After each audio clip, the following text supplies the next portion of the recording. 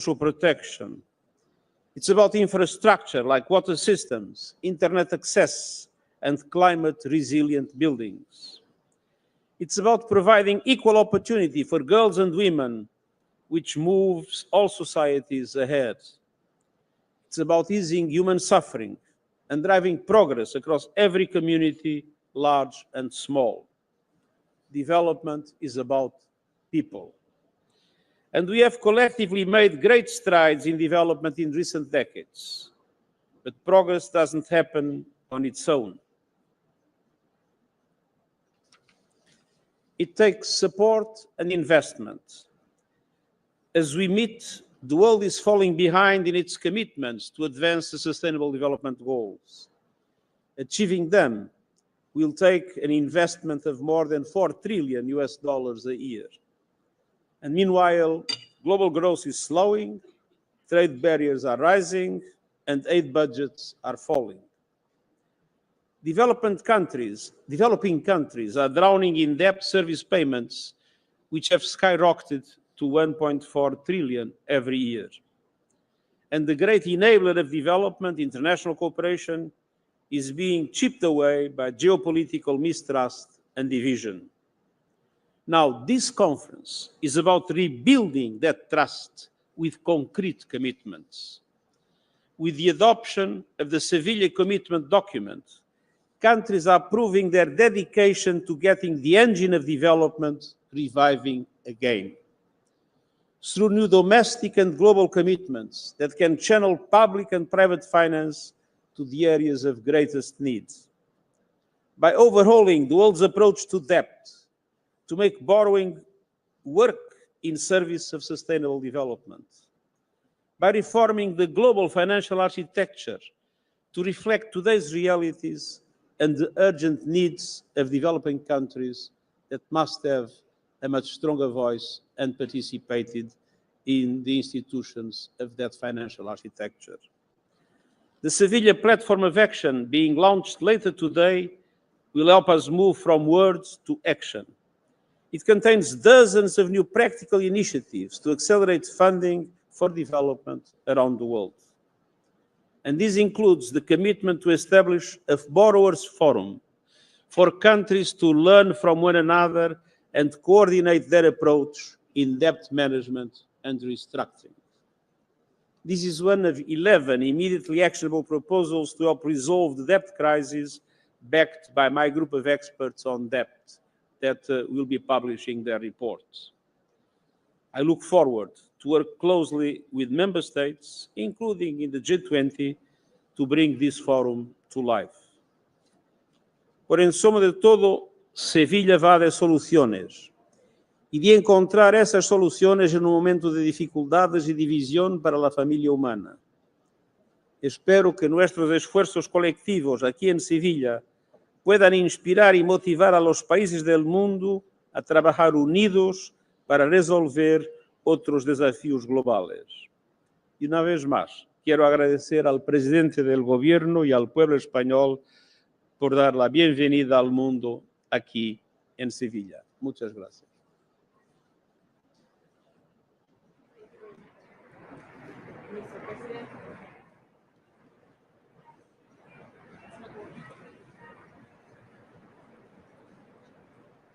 Vamos a empezar la rueda de prensa. Thank you very much, Mr. President, Mr. Secretary General. We are now taking some questions. We will take 4 in total, so I'm going to ask you to raise your hands and to keep it to 1 or at most 2 questions, so we can try to give your colleagues the opportunity to ask. Thank you. So let's start. AFP.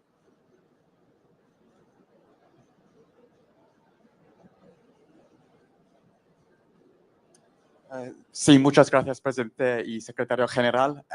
Quería preguntarles concretamente por la implementación de este compromiso de Sevilla, sobre todo para los ciudadanos del sur global, porque han visto muchos intentos anteriores que se han visto frustrados o truncados. ¿Y qué podrían decirles para comentarles de que este nuevo intento de impulsar y potenciar la ayuda al desarrollo sí se va a concretar y que, bueno, las pretensiones sí se llevarán a cabo y que sean efectivas y duraderas. Gracias. Well, let's be clear. This conference takes place in one of the most difficult moments that I have witnessed in my public life.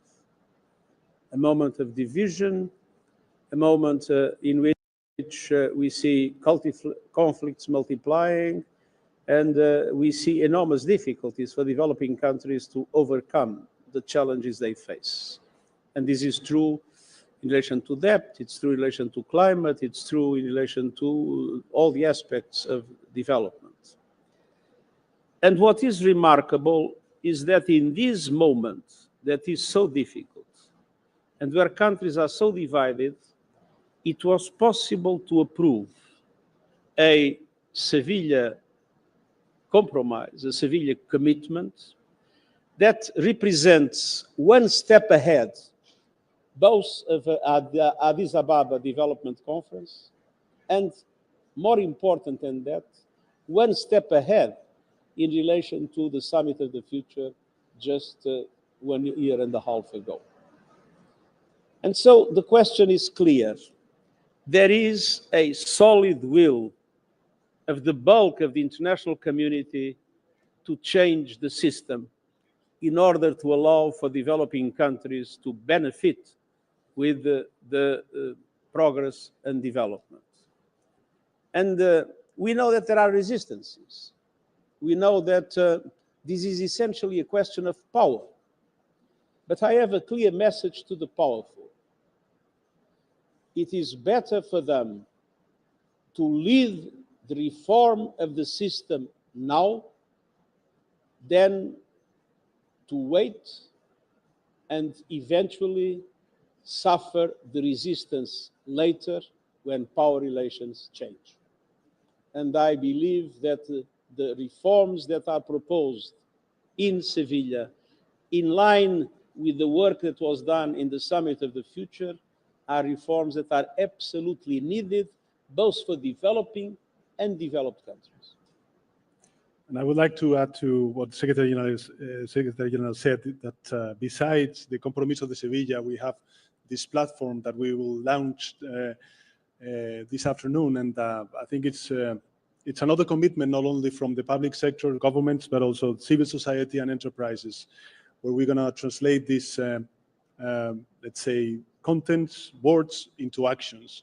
And we were quietly and positively surprised by the fact that there were more than 100 ideas, projects that will take concrete steps across the world, I would say, not only in Africa, but across the world. And this also means, as Secretary General has said, that there's a solid will among nations, not only from the public sector, but also the private sector, the regional developing banks, and so on and so forth, to move forward. So I think these are good news, especially during these very uncertain times that we live in. And this is a positive message of strengthening our multilateral system and the UN system as a whole. Agencia EFE. Gracias, buenas tardes para ambos. Después del golpe que ha supuesto para la cooperación la actitud de Estados Unidos, si temen que el debate que existe actualmente en torno al aumento del gasto en defensa sirva de argumento a otros países para reducir también su cooperación. Y en ese sentido, al presidente del Gobierno, si ratificó ayer que España cumplirá el compromiso del 0,7%, si será en la fecha prevista del 2030 o se irá algún año después. Y si me permite una cuestión de actualidad nacional, la Fiscalía Anticorrupción ha pedido prisión para el señor Cerdán. Si esto considera que agrava la situación y modifica sus medidas respecto al Comité Federal que tiene previsto celebrar el próximo sábado. Muchas gracias. Bueno, muchas gracias, Antonio. Sobre lo primero, decir que efectivamente hay un debate por parte de algunos Estados miembros pertenecientes a la Unión Europea y a la Alianza Atlántica sobre la cuestión del gasto militar. Saben cuál es la posición del Gobierno de España, la que hemos mantenido. nosotros creemos que ahora mismo el mensaje que hay que trasladar es un mensaje de fortaleza al multilateralismo, de que todos los Estados miembros, singularmente la Unión Europea, se involucre activamente en los debates multilaterales, en la igualdad de género, en el desafío climático, en la desigualdad, en la pobreza, en una migración ordenada. Y todos esos debates exigen presencia, exigen, por supuesto, la celebración de cumbres tan importantes como esta y algo también muy relevante, y es la voluntad política y los recursos económicos. Desde luego, el Gobierno de España mantiene su hoja de ruta del 0,7% en el año 2030. Esta misma semana, en Bruselas, en un acto importante vinculado con el COVID-19 y la iniciativa Gavi, España manifestó su voluntad de aumentar en más de 130 millones de euros durante el próximo periodo su aportación para las vacunas y, por tanto, la anticipación ante enfermedades que puedan sufrir sobre todo niños y niñas. Y, desde luego, el compromiso del Gobierno de España es total y rotundo con el multilateralismo. Saben ustedes que, lo acabo de anunciar, mañana presentaré el Plan Sevilla, que es un compromiso del Gobierno de España, del conjunto de la sociedad española, con el multilateralismo, y ofreceremos, además de recursos, además de otras cuestiones, un lugar físico, un espacio en la capital de España para que aquellos equipos de agencias que quieran localizarse en España cuenten con el respeto, el respaldo y también la capacidad de poder realizar su importante labor para todo el sistema de Naciones Unidas. Con lo cual, desde ese punto de vista, nuestros compromisos continúan siendo los mismos. Y respecto a la segunda de las cuestiones, mire, desde el punto de vista político, tomamos las decisiones que tomamos, actuamos con contundencia y ahora es momento de la justicia. Y es la justicia quien tiene que dirimir cuáles son las responsabilidades que pueda tener, en este caso, Santos Cerdán. Cumpliendo la obligación que tengo por decisión de la cumbre del futuro, yo voy a plantear dentro de muy poco tiempo un informe sobre el impacto de la corrida armamentista y de sus gastos sobre el desarrollo sostenible. Pero hay una observación que me gustaría hacer. Cabe a cada país determinar sus necesidades en materia de defensa. Pero se habló mucho en esta conferencia, sobre todo en relación con los países en desarrollo, de la necesidad de movilizar los recursos propios. Y yo pienso que lo que es natural es si un país considera que tiene de incrementar su gasto de defensa, debe utilizar sus recursos propios para eso y no financiar el incremento del gasto de defensa con la reducción de la ayuda humanitaria a los pueblos más desprotegidos del mundo. Seguimos con Reuters. My question is for Secretary General Guterres. So in the event that the United States were to pull out from some of the major multilateral development banks, who do you believe would be able to step in to try and fill that investment gap? And how can the United Nations help the MDB system cope in such a scenario? Thank you. Well, there is one thing that is clearly evident for me. This is a moment in which we cannot expect increases in official development assistance. But there are ways to multiply the resources available.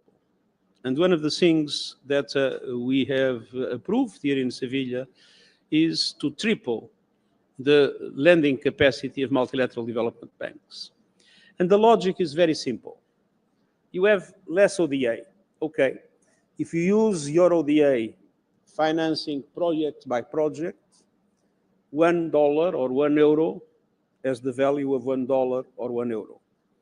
If you use that dollar or that euro to increase the capital of a multilateral development bank, it allows the bank to go to the market to find more 6 or 7 or 8 and to increase the funds available to support developing countries. It's a question of political will. There are ways to multiply resources. The same with the special drawing rights. The special drawing rights are created from nothing, let us say. And if you distribute special drawing rights through the IMF, $1 is $1. €1 is €1. If you do it through multilateral development banks, again, you multiply the resources. So it's time to seriously think about innovative forms of financing, to put a tax on carbon, to create levies in relation to several areas of activity, namely the impacts of maritime transportation in relation to climate change. I mean, there are many ways to multiply the resources available if we have the political will for that. And this can be done with the countries that are willing to do so. Of course, to have the United States on board would be excellent, but it can be done in any case by those willing to do so. El país.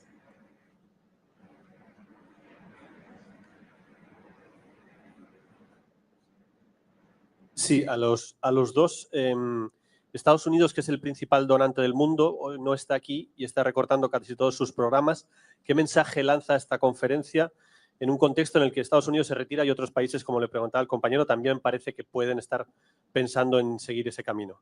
Y al presidente español, política interna, hace solo 6 meses en el Congreso del PSOE, en este mismo lugar, en Sevilla, usted renovó a Santos Cerdán como secretario de organización. Y hoy el juez, lo acabamos de tener en todas las alertas, el juez acaba de decretar que duerma en prisión por corrupción. ¿Cómo sale de esto la imagen del PSOE y la suya, presidente? ¿Y qué piensa hacer para intentar recuperarla? Bueno, muchas gracias, Carlos.